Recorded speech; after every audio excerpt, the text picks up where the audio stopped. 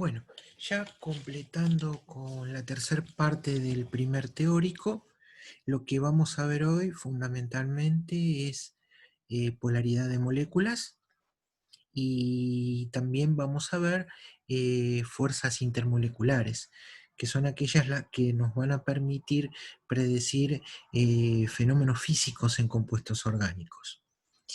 Haciendo un breve resumen, nosotros habíamos visto que cuando teníamos un enlace, ese enlace podía ser no polar, en el caso de que los dos elementos tuvieran la misma electronegatividad.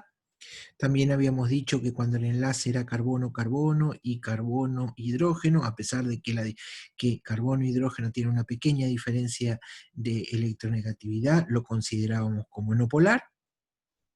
Y luego cuando tenemos átomos con diferente electronegatividad, en ese caso el enlace será polar. ¿Cómo se evalúa la magnitud de esa polaridad? A través de lo que se llama el momento de enlace, ¿sí? Que habíamos visto la definición, que era el producto de las cargas en valor absoluto sobre cada uno de los átomos por la distancia. Eso es para un enlace. ¿Qué ocurre cuando tenemos moléculas? Cuando tenemos moléculas, en lugar de momento de enlace, lo que tenemos es el momento dipolar. El momento dipolar de la molécula, que nos dice cuán polar es esa molécula. ¿Cómo se establece ese momento dipolar? Ese momento dipolar se establece como la suma vectorial de todos los momentos de enlace. Es decir, que tenemos que considerar cada uno de los momentos de enlace y sumarlos como un vector. Esto es importante porque la suma no es escalar, sino que es vectorial. Hay que indicar la dirección y el sentido. Por ejemplo, la molécula de dióxido de carbono, que es una molécula lineal, nosotros tenemos dos momentos de enlace. Uno para este enlace, otro para este otro enlace, que tienen la misma magnitud, pero distinto sentido. Entonces, cuando uno suma, el momento dipolar, que es la suma del momento de enlace de este enlace más este enlace, nos da cero, y por lo tanto la molécula es no polar. Ocurre esto con todas las moléculas simétricas, ¿sí? Por ejemplo, el trifluoruro de boro es una molécula inorgánica. Tenemos tres enlaces. Fíjense las direcciones de los momentos de enlace. ¿Cómo sumamos esto? Bueno, habría que sumarlo considerando los ejes cartesianos X e Y, proyectando estos vectores, y cuando hacemos eso nos da que este y este tiene componente sobre Y y tiene componente sobre X. Cuando sumamos los momentos de enlace sobre Y y los momentos de enlace sobre X, nos da cero. Y ya esto es general, y es para que ustedes lo vean. Cuando nosotros tenemos un átomo sustituido a tres átomos iguales, el momento dipolar va a dar siempre cero. Lo mismo ocurre en el metano, la molécula orgánica más sencilla, es decir, un carbono rodeado de 4 hidrógenos. Acuérdense que un carbono rodeado de 4 hidrógenos, la geometría es tetraédrica. Por lo tanto, nosotros tendríamos que proyectar los 4 vectores según 3 ejes coordenados, X, Y y Z. Bueno, cuando hacemos esas proyecciones, como la molécula es simétrica, ustedes lo único que tienen que hacer es no calcular nada, ni proyectar nada, simplemente tienen que ver si la molécula es simétrica, el momento dipolar va a ser igual a cero. Fíjense que no ocurre lo mismo con el agua. El agua es una molécula angular que tiene pares de electrones, ¿sí?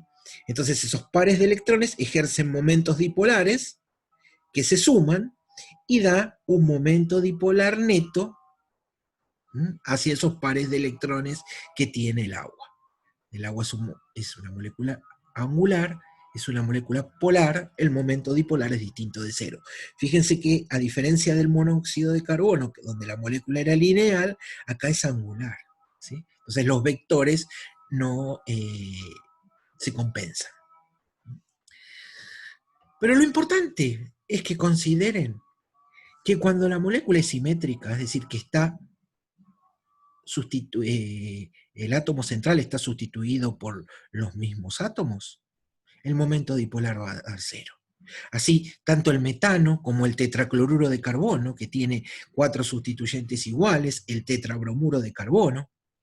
Fíjense que esto es un modelo de cuña, que lo van a practicar mucho en la parte práctica.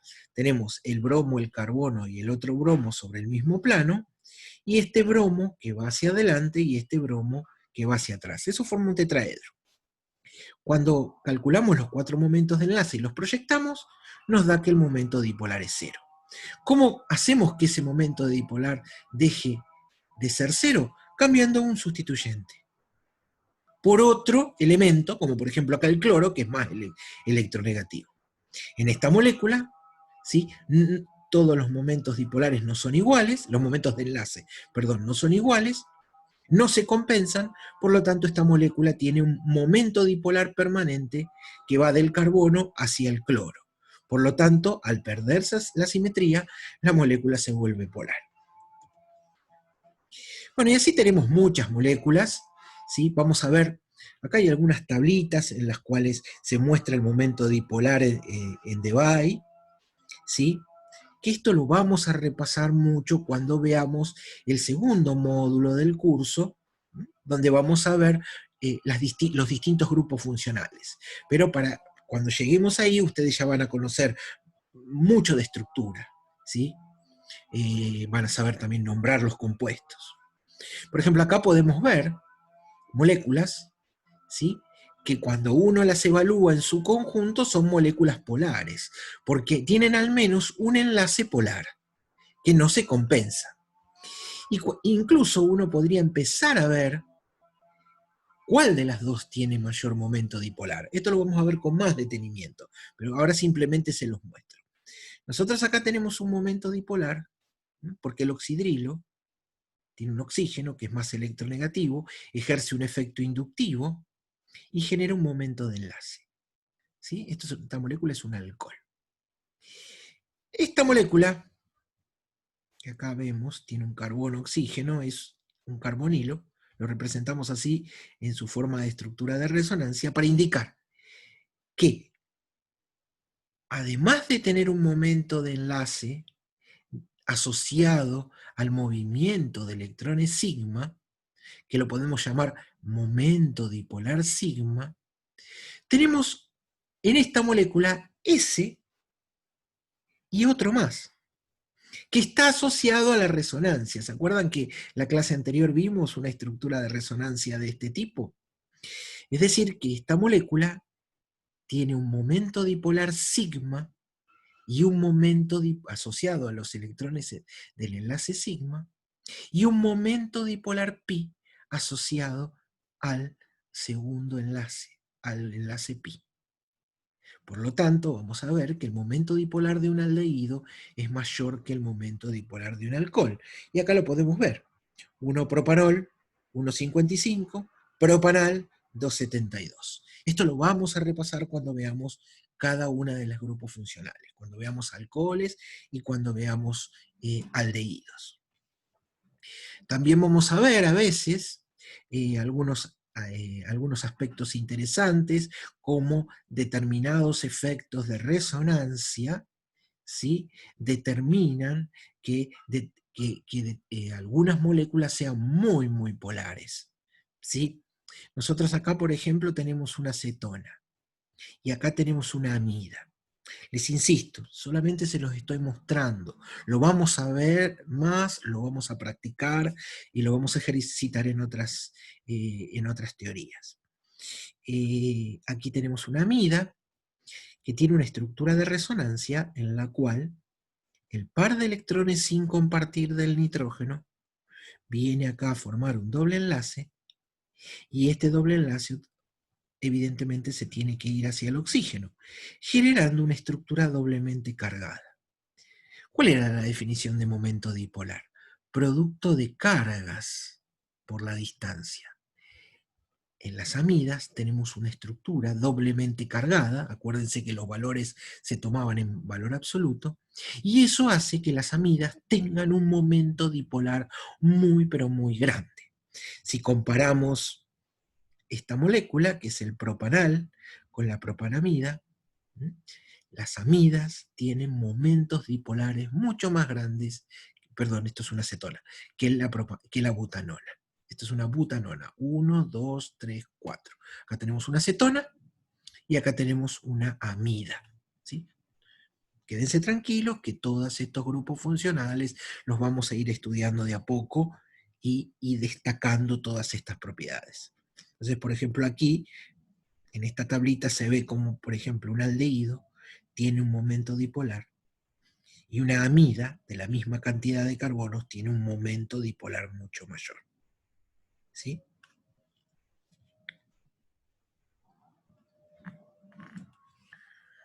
Pasemos ahora a otra parte.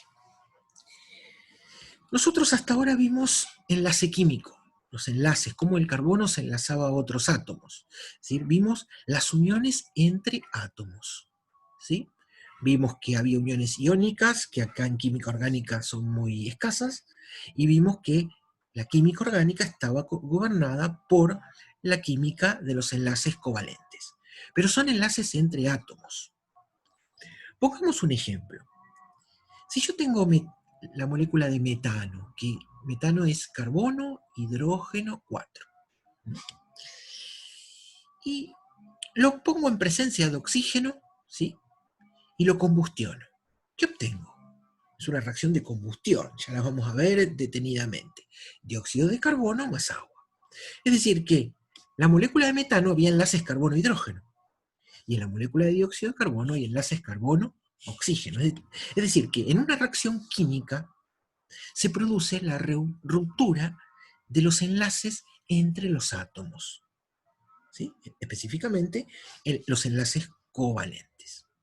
Ahora bien, no solo existen fuerzas entre átomos, también existen fuerzas entre moléculas. ¿Y qué nos ayudan a predecir esas fuerzas entre moléculas? Fundamentalmente los cambios de estado. Es decir, cuando una molécula está en estado sólido y pasa al estado líquido, es decir, se funde, tienen un punto de fusión determinado, o cuando una molécula en estado líquido pasa en estado de vapor. ¿Sí? Bueno, entonces, cuando se modifican las fuerzas intermoleculares, estamos hablando de cambios de estado, es decir, de fenómenos físicos. Cuando se rompen las uniones entre átomos, estamos hablando de fenómenos químicos, de reacciones químicas. ¿Cuáles son las fuerzas que existen entre moléculas? Bueno, vamos a considerar tres. Y esas tres, de acuerdo a su orden de magnitud. Vamos a hablar de las más fuertes a las más débiles. La primera de ellas es el puente de hidrógeno o enlace de hidrógeno. Como les decía, es la fuerza intermolecular más intensa, ¿sí? También conocida como puente de hidrógeno. Es, digamos, en fuerza, es equivalente a un 5% de un enlace covalente, es decir, es mucho más débil que un enlace covalente, ¿sí? Por eso cuando se rompe una fuerza intermolecular, nosotros no podemos producir una reacción química, sino que podemos modificar el estado de agregación de una sustancia. El requerimiento para que se pueda formar un enlace de hidrógeno, ¿sí?, es que la molécula tiene que tener un átomo de hidrógeno unido a algo más electronegativo que carbono. ¿Sí? ¿Qué es ese algo más electronegativo que carbono en química orgánica? Oxígeno, nitrógeno, halógenos, azufre. ¿Sí? Y ese átomo electronegativo tiene que contener al menos un par de electrones no compartidos. Así, entre, por ejemplo, el hidrógeno de una molécula de alcohol, los alcoholes forman puentes de hidrógeno, los alcoholes son moléculas orgánicas que tienen un grupo oxidrilo. ¿Sí? Tenemos una molécula de alcohol, acá una segunda molécula de alcohol es la misma, pero lo que estamos representando son los pares electrónicos que posee el oxígeno. Entonces, ese hidrógeno se enlaza a los pares electrónicos de una segunda molécula de alcohol, formando un puente de hidrógeno. ¿Mm? El agua también forma puentes de hidrógeno. Pasemos a otra fuerza intermolecular que se conoce con el nombre de atracción o interacción dipolo-dipolo. ¿Cuándo se da esta atracción, que es más débil que en puente de hidrógeno, pero que existe? Cuando tenemos moléculas polares. Es decir, cuando nosotros tenemos una molécula polar, veamos este caso. Este carbono va a tener un delta de carga positiva, negativa, este oxígeno. Este carbono, positivo, forma un dipolo. Menos de este lado, más acá. Si tenemos una molécula igual, ¿qué va a poder formar? Otro dipolo. Entonces, la parte negativa, o sea, el oxígeno, se puede relacionar a la parte positiva, el carbono, de la segunda molécula. Estos dipolos se conocen como dipolos permanentes, porque existen siempre. La molécula es un dipolo. La molécula existe como dipolo. El tercer tipo de fuerza intermolecular, conocida también como fuerzas de dispersión, fuerzas de London, yo lo voy a llamar, y me parece más cómodo, atracciones dipolo inducido. Esto se da en moléculas no polares. Es decir, las moléculas polares no forman dipolos, por lo tanto, permanentes. Por lo tanto, no habría una interacción dipolo-dipolo. Sin embargo, como los electrones no se encuentran en posiciones fijas, puede pasar que por momentos se encuentren más cerca de uno de los átomos que el otro, estableciendo un dipolo que se llama inducido. Se induce por el movimiento de los electrones. Es un momento dipolar muy chiquito, pero existe. Entonces, por lo tanto, va a haber interacciones dipolo inducido. ¿Y cuándo serán más importantes? Cuando la molécula sea más grande. Todas las moléculas no polares tienen momentos dipolares inducidos. Entonces, por lo tanto, tienen fuerzas dipolo inducido. Cuanto más electrones tenga la molécula, mayor va a ser la magnitud de esos momentos dipolares inducidos. Así, si yo tengo un hidrocarburo que es metano y otro hidrocarburo que es pentano, en el pentano hay muchos más electrones. Por lo tanto, va a inducir más electrones y las interacciones dipolo inducido en una molécula más grande va a ser mayor que en una molécula más chica. Acá podemos ver ejemplos. En todas estas moléculas tenemos un par de electrones sin compartir, sobre el nitrógeno y sobre el oxígeno. Y además tenemos hidrógenos unidos a algo más electronegativo que carbono. Por lo tanto, estas moléculas van a ser atraídas a través de puentes de hidrógeno o enlaces de hidrógeno. Acá hay varios ejemplos en los cuales se les da el punto de ebullición. Todo esto lo vamos a saltear un poco. Simplemente la idea es que las moléculas polares van a presentar atracciones dipolo-dipolo, que son de menor magnitud que los puentes de hidrógeno, pero que existen, ¿sí?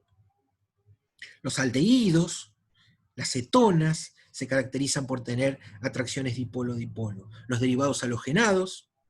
Y después tenemos moléculas como los hidrocarburos, ¿sí?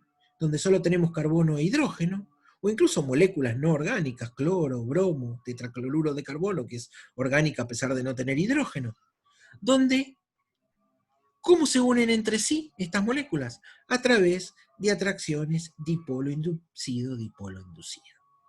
Cerrando un poco esto de las atracciones intermoleculares, tenemos tres tipos de fuerzas. Las más fuertes son los puentes de hidrógeno, que se dan cuando tenemos hidrógenos unidos a algo más electronegativo que el carbono. Las que le siguen son los dipolo-dipolo, que se dan en moléculas polares. Y las más débiles son los dipolos inducidos, que se dan en moléculas no polares.